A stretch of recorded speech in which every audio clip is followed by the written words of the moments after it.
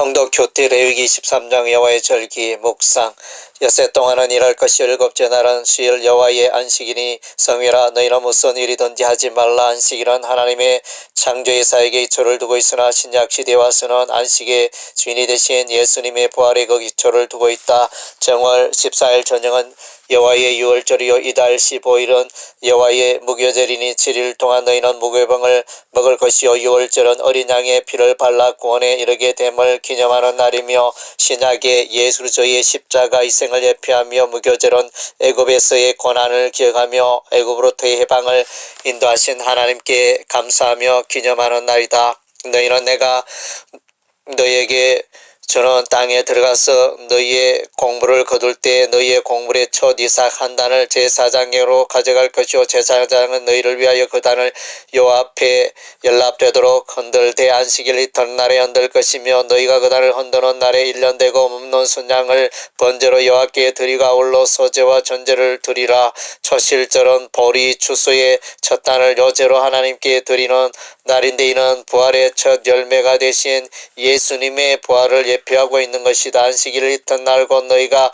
요제로 단을 가져온 날부터 세워서 7안식일의 수요를 채우고 제7 안식일 이튿날까지 합 50일을 개수하여 새 소제를 여호와께 드리되 너희 조소에서 에바 10분 1호 만든 떡 2개를 가져다 흔들지니 이는 고운 가루에 누룩을 넣어서 구운 것이요 이는 첫 요제로 여호와께 드리는 것이며 아울러 화제와 전제와 요제의 방법으로 번제와 속죄제와 화목제를 드려야 한다. 오순절은 77절 혹은 맥주절이라고도 하는데 밀을 추수하여 떡 2개를 만들어 요제로 드려서 밀수확을 감사하는 날이며 성령의 강림과 교회의 형성을 예표하는 날이기도 하다. 7월 1일로 안식일을 3월 지니는 나팔을 불어 기념할 날이요 성회라. 이는 나팔절로서 새로운 달의 시작을 알리며 장차 복음의 나팔 소리에 새로운 시대가 열리는 것을 예표한다. 7월 10일은 속죄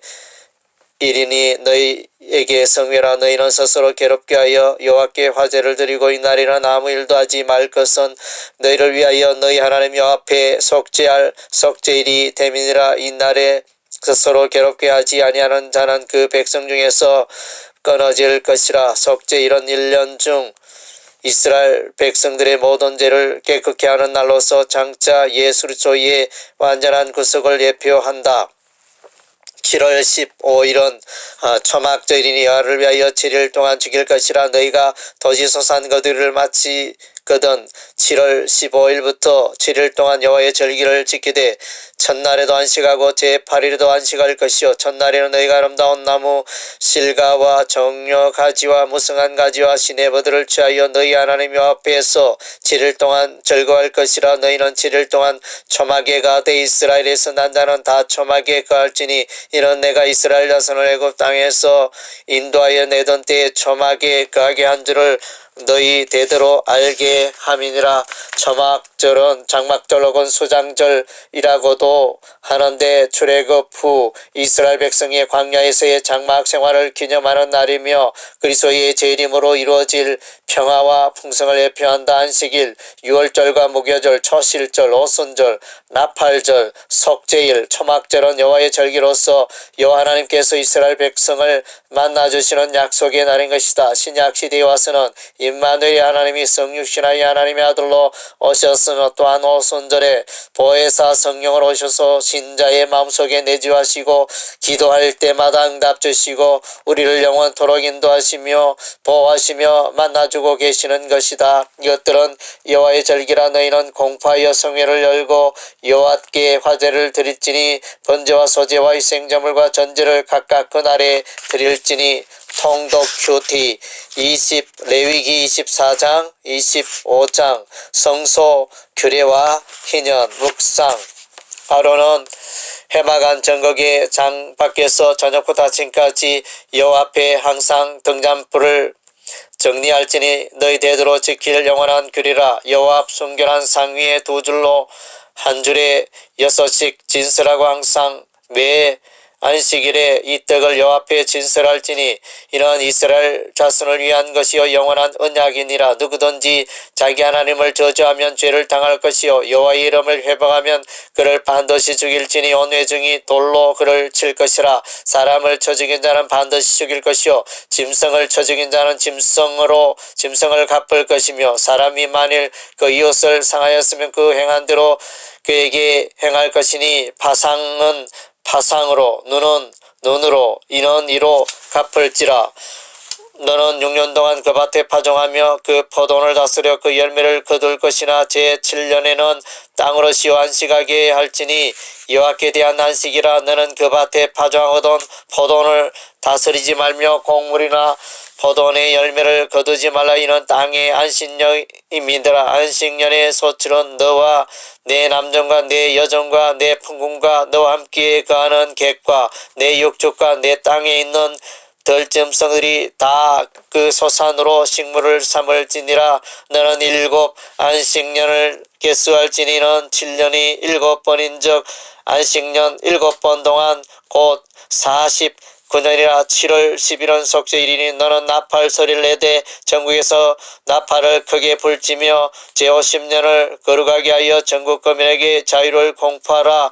이 해는 너에게 희년이니 너희는 각각 그 기업으로 돌아가며 각각 그 가족에게로 돌아갈지며 그 50년은 너희의 희년이니 너희는 파종하지 말며 스스로 난 것을 거두지 말며 다스리지 아니한 포도를 거르지 말라. 희년의 참된 정신은 자유이다. 토지가 자유하고 이스라엘 백성이 자유하고 이스라엘의 재산이 자유하게 된다. 희년 제도를 통하여 종이 되었던 이스라엘의 가난한 자가 자유를 회복하며 레위 족속의 가옥이 회복된다. 이스라엘 자손은 사람의 종이 아니라 하나님의 종이다. 이스라엘의 땅은 사람에게 속한 것이 아니라 하나님께 속한 것이다. 이스라엘의 모든 것은 하나님으로부터 온 것이다. 이제는 사람들에 의하여 혼란케 되었던 사람과 땅이 하나님의 질서 가운데로 돌아오게 한다. 이제는 인본주의에서 신본주의의 회복을 말한다. 이제는 이스라엘 가운데 무너진 하나님의 질서를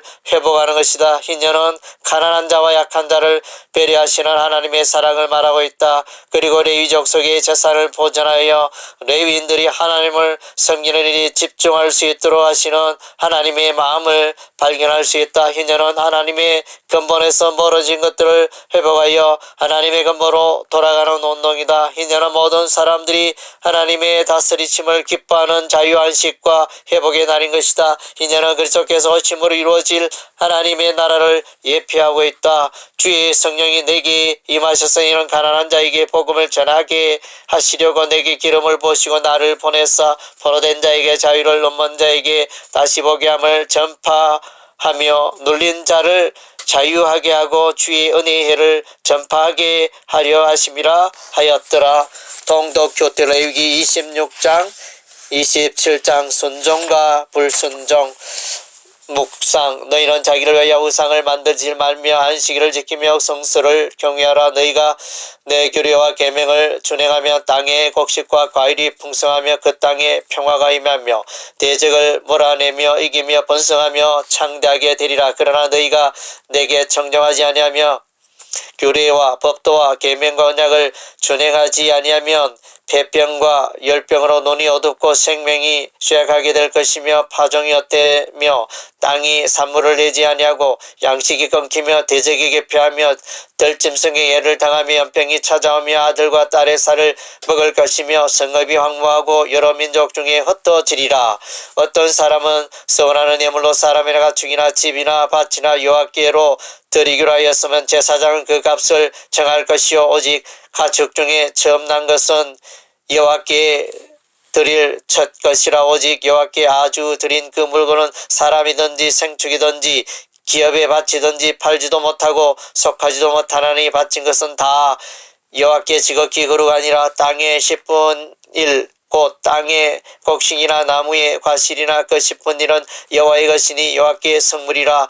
하나님의 법도를 순종하는 자는 농사의 복과 평안의 복과 번성의 복을 풍성하게 누리게 된다. 반대로 하나님의 법도를 불순종하는 자에게는 재앙과 형벌이 찾아온다. 순종함으로 오는 상급보다는 불순종함으로 오는 형벌은 더욱 많이 강조되어 있다. 하나님께서는 이스라엘 자손의 불순종을 멀리 내다보시고 그 형벌을 다양하게 말씀하시며 경고하신다. 특히 불순종에 대한 형벌은 단계별로 7배나 더욱 강력하게 시행되는 것을 보게 된다. 하나님의 법도에 대한 불순종은 개인과 민족의 파멸을 가져오는 것이다.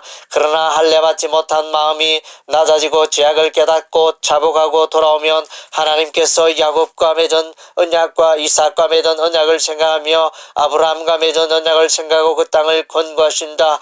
그런즉 그들이 대적의 땅에 거할 때 내가 싫어 버리지 아니하며 미워하지 아니하며 아주 멸하지 아니하여 나의 그들과 세운 언약을 폐하지 않으니 나는 여호와 그들의 하나님이 됨이라. 여호와께서 자기를 경외하는 자에게 양식을 주시며 그 언약을 영원히 기억하시리로다. 내 하나님 여호와는 자비하신 하나님이시라. 그가 너를 버리지 않으시며 너를 멸하지 않으시며 내 조상들에게 맹세하신 언약을 잊지 아니하시리라.